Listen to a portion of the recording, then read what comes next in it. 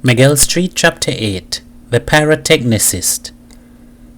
A stranger could drive through Miguel Street and just say, "Slum," because he could see no more. But we who lived there saw our street as a world where everybody was quite different from everybody else. Man was mad, George was stupid, Bigfoot was a bully, Hat was an adventurer, Popo was a philosopher, and Morgan was our comedian. Or that was how we looked upon him. But, looking back now after so many years, I think he deserved a lot more respect than we gave him. It was his own fault, of course. He was one of those men who deliberately set out to clown and wasn't happy unless people were laughing at him. And he was always thinking of new craziness, which he hoped would amuse us. He was the sort of man who, having once created a laugh by sticking the match in his mouth and trying to light it with his cigarette, having once done that, does it over and over again. Hat used to say, "It's a damn nuisance having that man trying to be funny all the time, when all of we well know that he's not so happy at all." I felt that sometimes Morgan knew his jokes were not coming off, and that made him so miserable that we all felt unkind and nasty. Morgan was the first artist I ever met in my life. He spent nearly all his time, even when he was playing the fool, thinking about beauty. Morgan made fireworks. He loved fireworks, and he was full of theories about fireworks. Something about the cosmic dance or the dance of life. But this was the sort of talk that went clean over our heads in Miguel Street. And when Morgan saw this, he would begin using even bigger words, just for the joke. One of the big words I learned from Morgan is the title of this sketch. But very few people in Trinidad used Morgan's fireworks. All the big fetes in the island passed races, carnival, Discovery Day, the Indian Centenary. And while the rest of the island was going crazy with rum and music and pretty women by the sea, Morgan was just going crazy with rage. Morgan used to go to the savannah and watch the fireworks of his rivals, and hear the cheers of the crowd as the fireworks spattered and spangled the sky. He would come in a greater temper and beat all his children. He had 10 of them. His wife was too big for him to beat. Hat would say, "We better send for the fire brigade."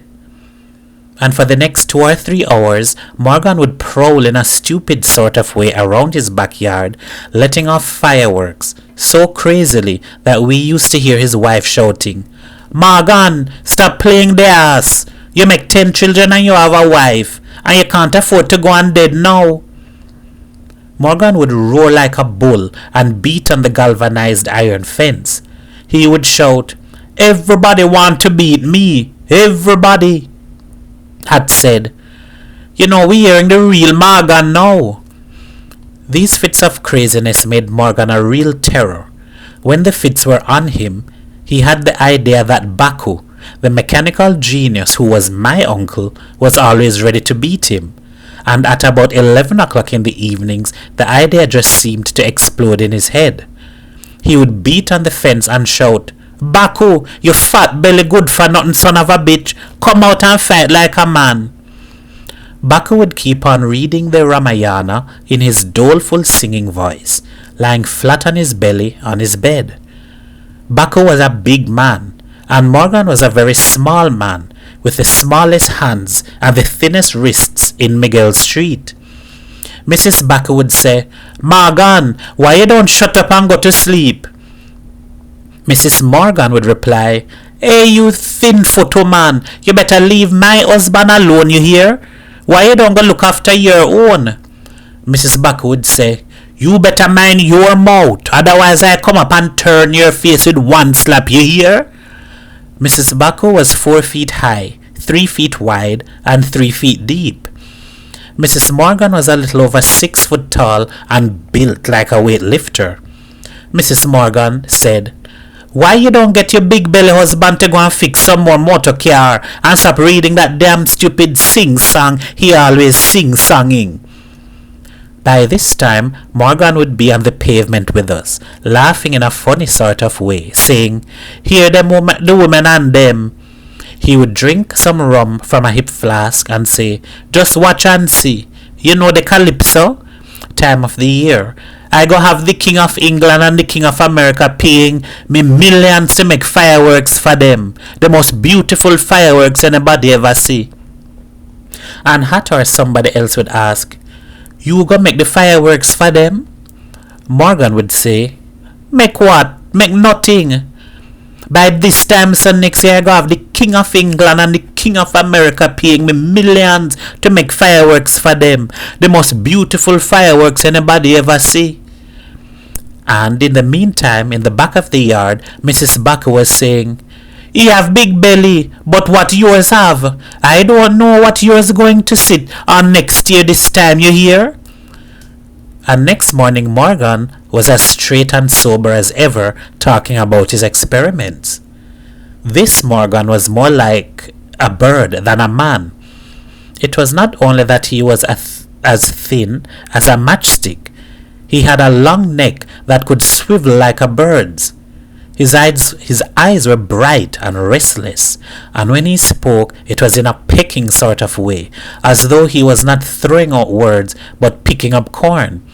He walked with a quick, tripping step, looking back over his shoulder at somebody following who wasn't there. Hat said, "You know how he gets so? It's his wife, you know. He afraid she too bad. Spanish woman, you know, full of blood and fire." "Boy," he said, "you suppose that is why you want to go make fireworks, so?" Hat said, "People funny like hell. You never know with them." But Morgan used to make a joke of even his appearance, flinging out his arms and feet when he knew people were looking at him. Morgan also made fun of his wife and his 10 children. "It's a miracle to me," he said, "that a man like me have 10 children. I don't know how I manage it." Edward said, "Oh, you sure it's your children?" Morgan laughed and said, "I have my doubts." Hat didn't like Morgan. He said, "It's hard to say, but it have something about him I can't really take. I always feel he overdoing everything. I always feel the man lying about everything. I feel that he even lying to himself." I don't think any of us understood what Hat meant. Morgan was becoming a little too troublesome, and it was hard for all of us to begin smiling as soon as we saw him, which was what he wanted. Still, his firework experiments continued, and every now and then we heard an explosion from Morgan's house, and we saw puffs of colored smoke. This was one of the standing amusements of the street. But as time went by, and Morgan found that no one was willing to buy his fireworks, he began to make fun of even his fireworks. He was not content with the laughter of the street when there was an explosion in his house. Hat said, "When a man start laughing at something he fight for all the time, you don't know whether to laugh or cry." And Hat decided that Morgan was just a fool. I suppose it was because of Hat that we decided not to laugh at Morgan anymore. Hat said, "It gonna make him stop playing the fool." But it didn't. Morgan grew wilder than ever and began challenging Baku to fight about 2 to 3 times a week. He began beating his children more than ever, and he made one last attempt to make us laugh. I heard about it from Chris, Morgan's 4th son. We were in the cafe at the corner of Miguel Street. Chris said, "It's a crime to talk to you now, you know." I said, "Don't tell me, is the old man again?" Chris nodded, and he showed me a sheet of paper headed "Crime and Punishment." Chris said with pride, "Look at it." It was a long list with entries like this: for fighting, 1 at home, 2 in the street, 3 at school. At home 5 strokes, in the street 7 strokes, at school 8 strokes. Chris looked at me and said in a very worried way, "It funny like Helly? That sort of thing make blows a joke." I said yes and asked, "But why you say it's a crime to talk to me? Where it is? Chris showed me. For talking to street rabs, 4 strokes. For playing with street rabs, 8 strokes. I said, but your father don't mind talking to us. What wrong if you talk to us? Chris said, but this ain't nothing at all. You must come on Sunday and see what happened. I could see that Chris was pleased as anything. About 6 of us went that Sunday. Morgan was there to meet us and he took us into his drawing room. Then he disappeared. There were many chairs and benches as though there was going to be a concert. Morgan's eldest son was standing at a little table in the corner. Suddenly, this boy said, "Stand!" We all stood up and Morgan appeared, smiling all around. I asked Hat, "Why ye smiling so?"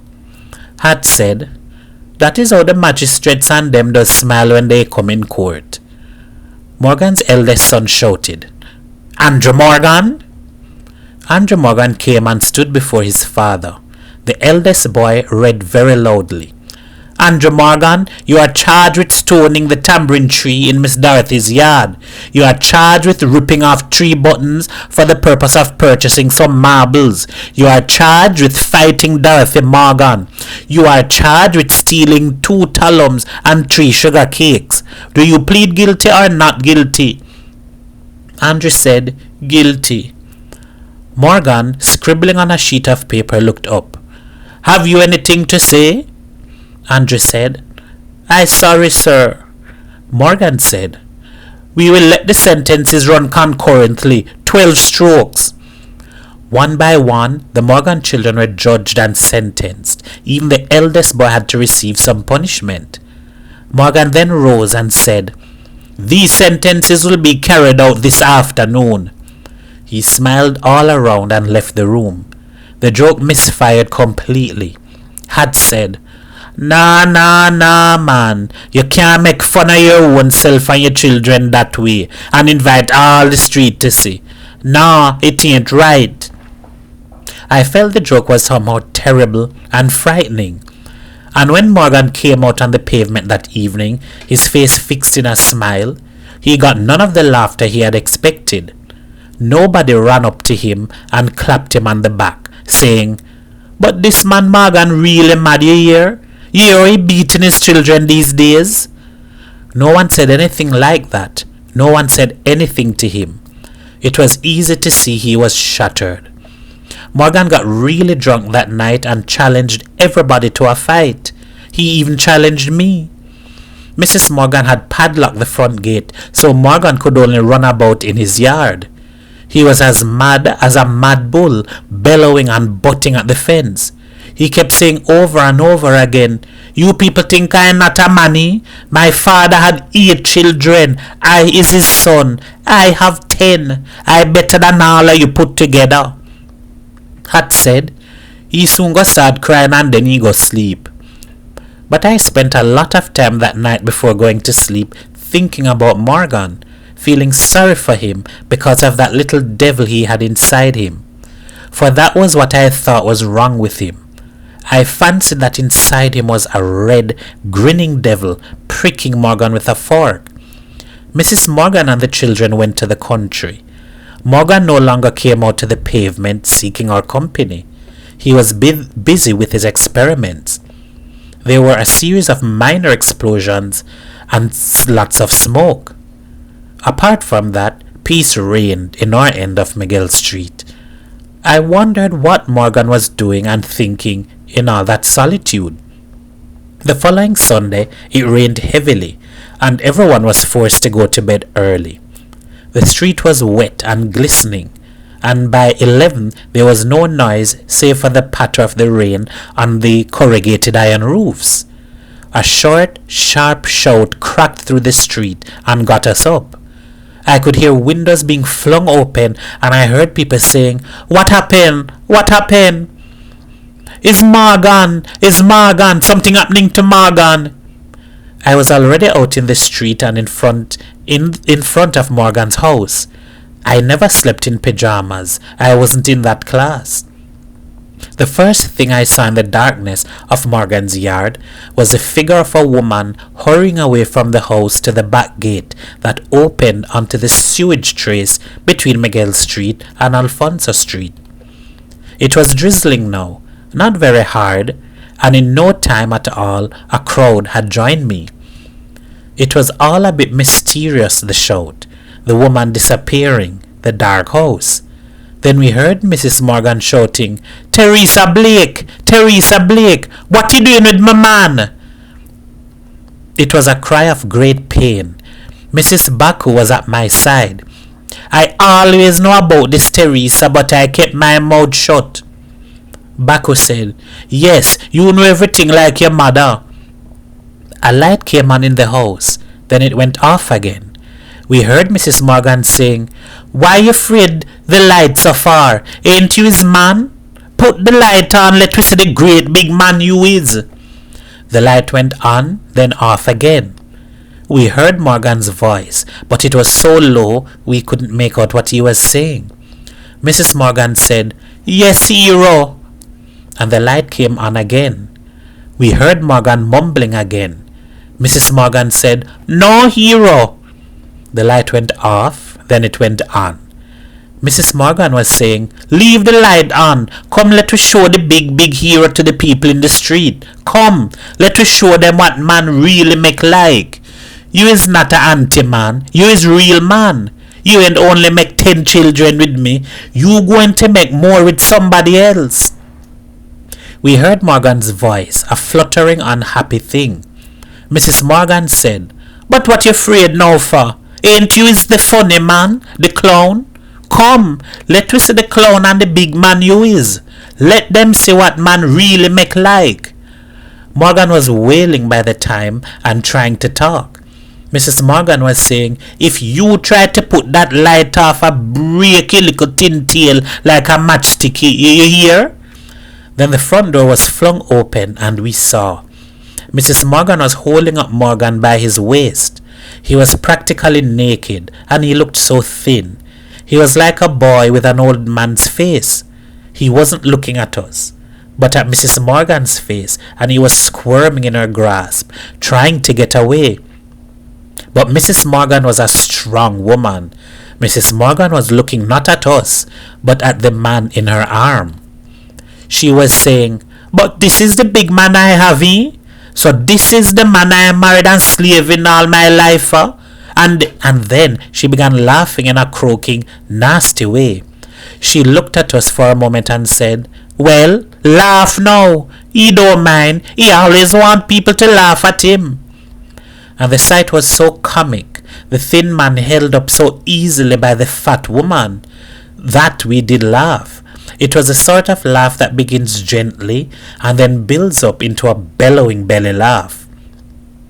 For the first time since he came to Miguel Street, Morgan was really being laughed at by the people, and it broke him completely. All the next day, we waited for him to come out to the pavement to congratulate him with our laughter. But we didn't see him. Had said, "When I was little, my mother used to tell me, 'Boy, you're laughing all day. I bet you go cry tonight.'" That night my sleep was again disturbed by shouts and sirens. I looked through the window and saw a red sky and red smoke. Morgan's house was on fire. And what a fire! Photographers from the papers were climbing up into other people's houses to get their pictures, and people were looking at them and not at the fire. Next morning there was a first-class picture with me part of the crowd in the top right-hand corner. But what a fire it was! It was the most beautiful fire in Port of Spain since 1933, when the treasury of all places burnt down, and the Calypsonian sang, "It was a glorious and beautiful scenery, was the burning of the treasury." What really made the fire beautiful was Morgan's fireworks going off. Then for the first time everybody saw the astonishing splendor of Morgan's fireworks. People who used to scoff at Morgan felt a little silly. I have travelled in many countries since, but I have seen nothing to beat the fireworks show in Morgan's house that night. But Morgan made no more fireworks. Hat said, "When I was a little boy, my mother used to say, if a man wants something, and he wants it really bad, he does get it. But when he get it, he don't like it." Both of Morgan's ambitions were fulfilled. People laughed at him, and they still do, and he made the most beautiful fireworks in the world. But as Hat said, when a man gets something he wants badly, he doesn't like it. As we expected, the thing came out in court. Morgan was charged with arson. The newspaper people had a lot of fun with Morgan within the libel laws. One headline I remember said, "Pyrotechnicist, alleged pyromaniac." But I was glad though that Morgan got off. They said Morgan went to Venezuela. They said he went mad. They said he became a jockey in Colombia. They said all sort of things, but the people of Miguel Street were always romancers. End of chapter 8.